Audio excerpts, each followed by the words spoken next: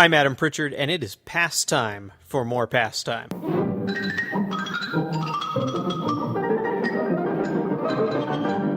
And now that horrible joke is over, a pastime news bite.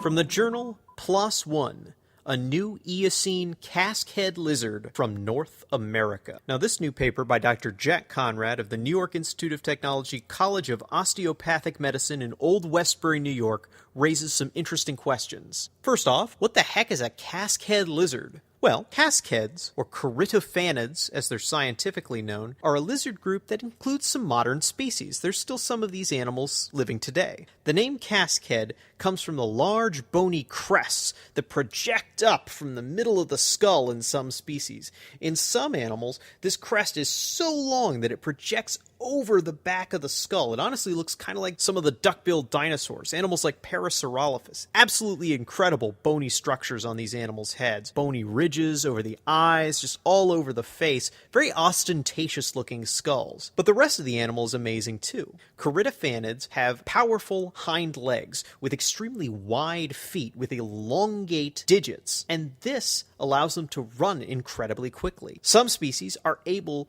to run across watery surfaces to escape from predators or dangers, which has earned them the nickname Jesus Christ lizard. Honestly, if you see a nature documentary in which a lizard runs away from David Attenborough across a river, that's almost certainly a corytophanid. Now today, corytophanid lizards are creatures of the tropics. They're only found in the jungles of Central America and northern South America.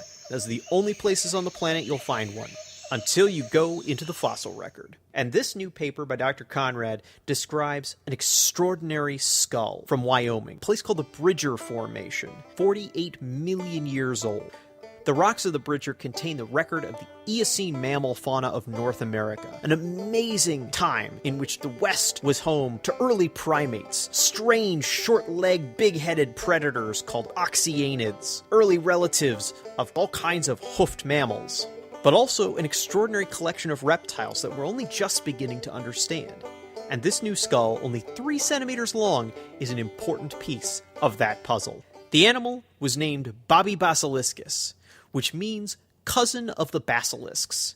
Basilisks being another nickname for the corytophanids, and that's a perfectly appropriate name. The skull contained enough anatomical data that Dr. Conrad was able to incorporate it into a vast analysis, including anatomical details from a huge range of both living and fossil lizard species. He was able to pin this new skull down as a close relative of some of the modern basilisk species.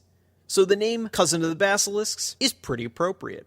I absolutely love this little skull. It's not quite complete. It's missing some of the roof of the snout, but what we have is extraordinary. It not only tells us about the relationships of this species, it can also tell us some details about the life this animal led before its remains passed into the fossil record. Most remarkably, the left lower jaw exhibits this weird sort of gnarled bone texture just behind the tooth row. And that's not something you see on the right lower jaw, and it's certainly not something you see in most lizards.